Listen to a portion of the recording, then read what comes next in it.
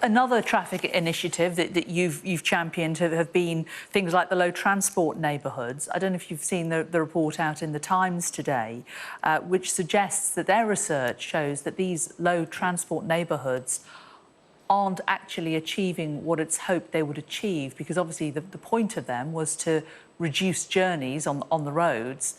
Their research has shown that there is no evidence that these low traffic neighbourhoods reduce the number of miles driven, and in fact it could be that they're increasing the number of miles driven because people can't get from A to B through it, so they're driving around it, which is then adding to congestion and miles driven on local roads. What do you think of that? I mean, you know, they're suggesting it's simply greenwashing, it's simply just not making a difference.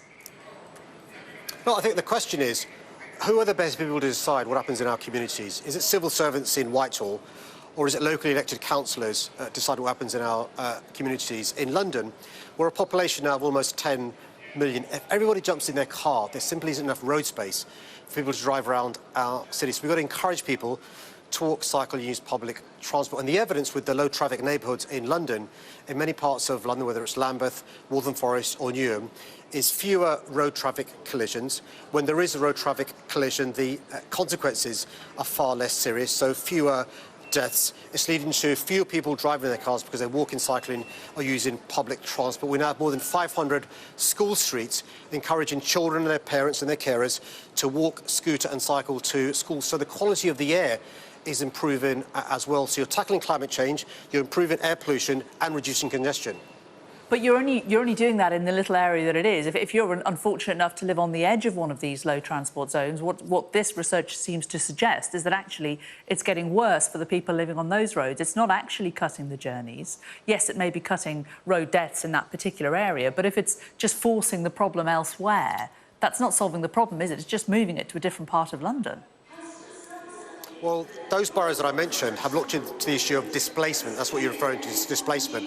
And the evidence in those boroughs who have successful LTNs, because they've consulted, they've engaged, they've worked with them, is there's few people driving, but also there is no displacement. The question is this: should somebody in Whitehall who doesn't know a community decide where the money is spent, or should a local council working with neighbouring councils? I don't even think City Hall should decide what happens with these individual streets, because I'm too distant from these councils. I think councils should decide what happens on their streets. If taking back control is to mean what it says on the tin, it shouldn't be Brussels to Whitehall, it should be Brussels to Whitehall to councils across the country.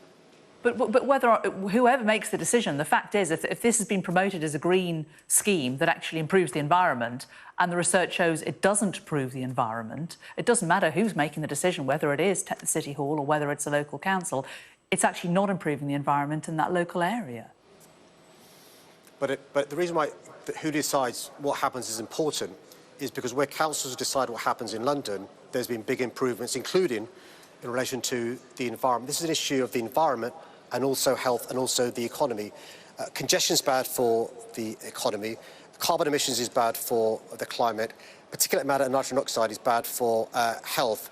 And by councils, not me, not civil servants in Whitehall, not Rishi Sunak, by councils deciding where the LTNs are, you have successful LTNs. Some LTNs aren't perfect. Some LTNs need amending. Some may need taking out. So what I'm saying is, councils should be in charge of what happens in their communities. If an LTN is imperfect, they'll tweak it, they'll amend it, they'll remove it, because obviously they want to make sure an LTN is successful. This is about devolving powers and resources to local decision makers who will make the right choice in relation to the environment, in relation to the health, and in relation to the economy. Okay.